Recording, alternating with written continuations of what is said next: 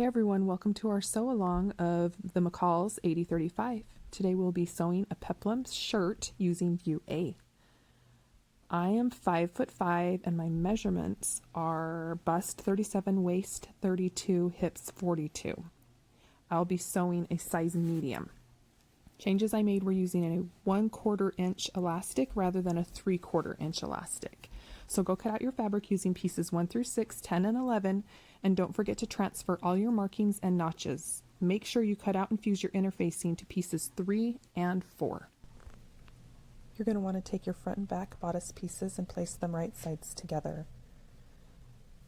You're going to want to pin them at the shoulders and at the side seams, and then sew them with a 5/8 inch seam allowance. Before you do that, if you want to serge it, you can. Just make sure you're not taking any of the seam allowance off. You just have to be careful. I serged mine. You'll notice throughout the video that my seams are serged, and it's just because I prefer that. Once you have that sewed together, you can iron the seams so that they're open like this, and then you're going to want to do a stay stitch around the neckline all the way around at 1/2 inch seam allowance. Then you take your facing pieces that you have attached your interfacing to and you apply them right sides together and you sew them with 5/8 inch seam allowance. Once you've stitched your facings together, you're going to need to attach them to the bodice. So go ahead and place it right sides together, making sure to match the seams and the notches. There's the notch right there. Match that up and pin it in place. And then you're going to want to sew all the way around the neckline with a 5/8 inch seam allowance. Once you've done that, you're going to need to trim it. I trimmed mine down to, I think, like 3/8 inch.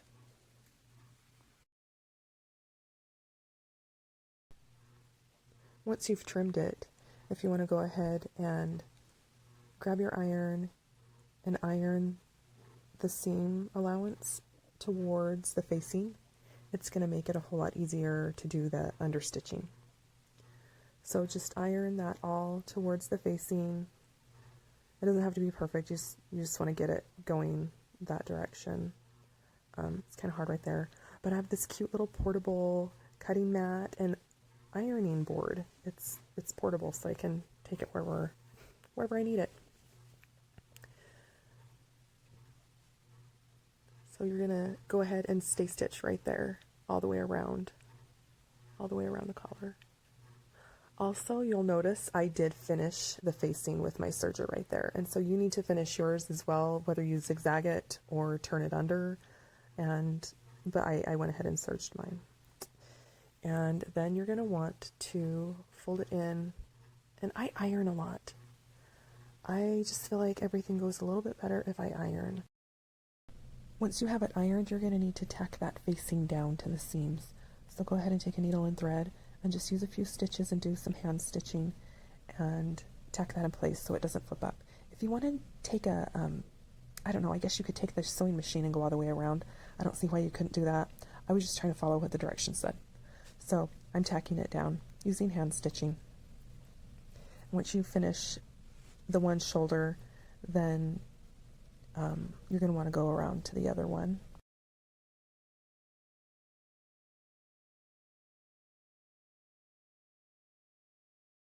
Then baste the lower corners of the facings on both sides.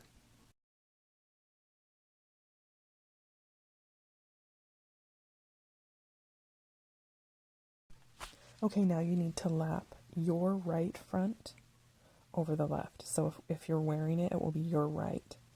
Your right's going to go over the left, and you need to match those notches that I was showing you, because those show you where the center is. So match the notches and make sure the circles match, and then pin it in place Once you have those, see the notches, matching the notches, showing you that I'm matching the notches. And you're gonna just get it all straightened out. And then you're gonna want to pin it real good because you're gonna have to go back and do a basting stitch. Once you've basted just that front part, you can go ahead and just put it aside because we're going to work on the sleeves next. So you take a front and a back, one of each, and you place them right sides together like this.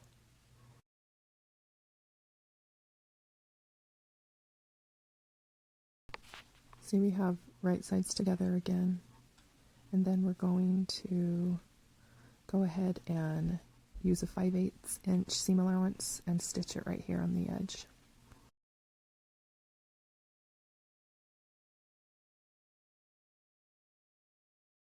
Now you're going to do a 1/4 inch like basting stitch around the outside edge. This is really important because it helps you get the hem right.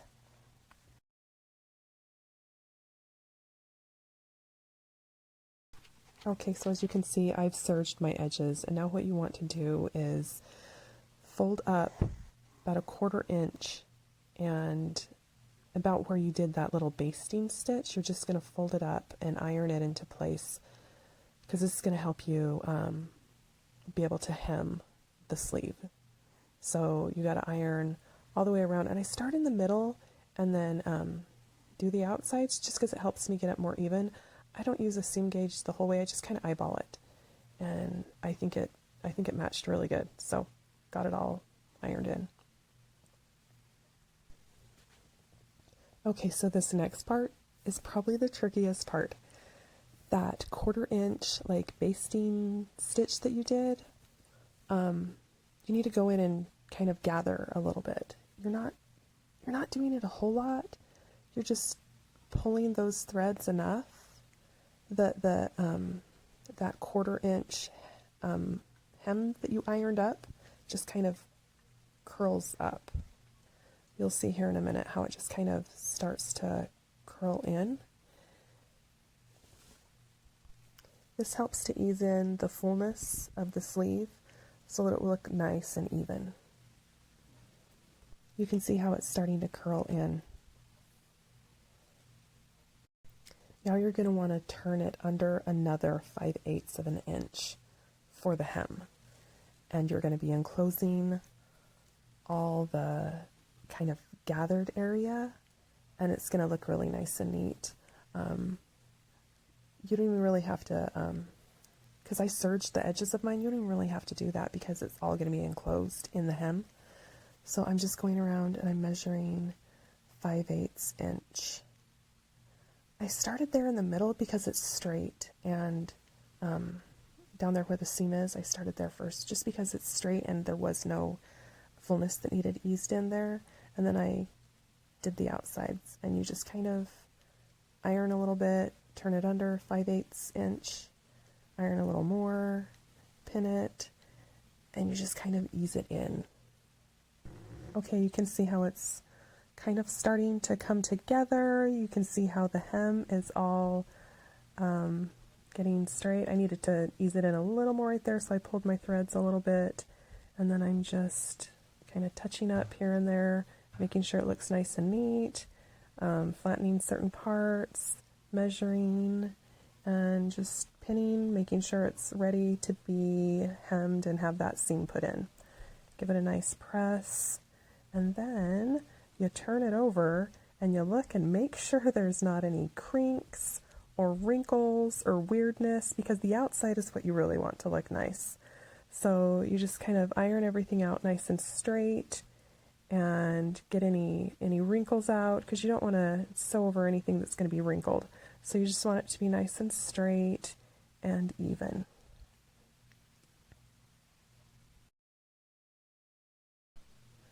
Okay, once you have both sleeves done, then you go ahead and stitch that hem into place. Now lap the front of the sleeve over the back, matching the small circles. You'll know it's the front of the sleeve because it will have the one notch. So go ahead and lap it over the back, matching those small circles up, and keeping the raw edges even. And once you have that pinned into place, you're going to go ahead and do a basting stitch between the two small circles. Once you have that basting stitch, go ahead and gather the upper edge of the sleeve between the small circles. You can see it start to take shape. It looks really cute, and you'll notice that the gathers are just right there at the top of the sleeve. Now with right sides together, go ahead and pin your sleeve into the armhole. I start there at the seam under the underarm, and then I move on and check the notches and match those up. And then you need to make sure the big circle on the middle of the sleeve is matched to the top shoulder seam. And you can go ahead and pin that into place. Once you get it all pinned into place and looking good, you may have to adjust the gathers just a little bit here and there, but once you get it all pinned into place how you want, you can go ahead and baste it in first. Go all the way around, baste it in, see if it needs any other adjustments, and then do your stay stitching. Look at how nice that looks. Looks so nice. Okay, we're on the home stretch. It's time to do the peplum ruffle. Go ahead and place the front and back together, right sides together at the side seams. Go ahead and pin it.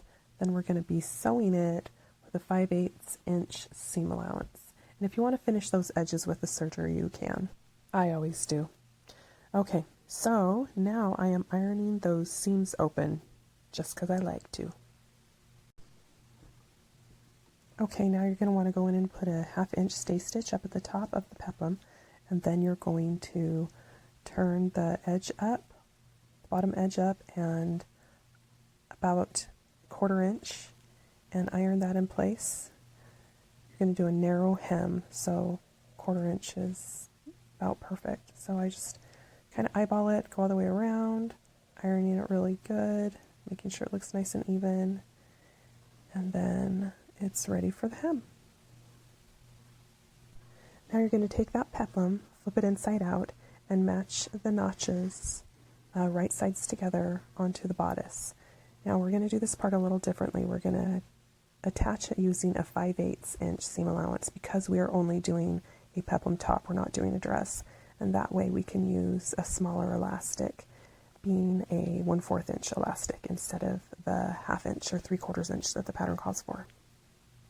Once you have the peplum ruffle attached, you're going to need to turn it over and trim only the bodice seam allowance down to a 1/4 inch. Once you've trimmed off all that bodice seam allowance, you're going to go ahead and fold the casing up towards the bodice, and you can iron it, and then you're going to do a 1/2 inch seam allowance all the way around, forming the casing, and that way the 1/4 inch elastic will fit right in. Okay, so you put that elastic in and close your seam, and then you're all done. Here's the finished product. I made it out of a quilting cotton, and so I do have to say that it was really easy to work with because it was such a staple fabric. So if you're using something more drapey, the sleeves might be a little more difficult for you, but overall it was a really easy make. I loved it. I love the way it looks. Yeah, I love the sleeves. Super fun make. Thanks for joining me. I hope you had fun too.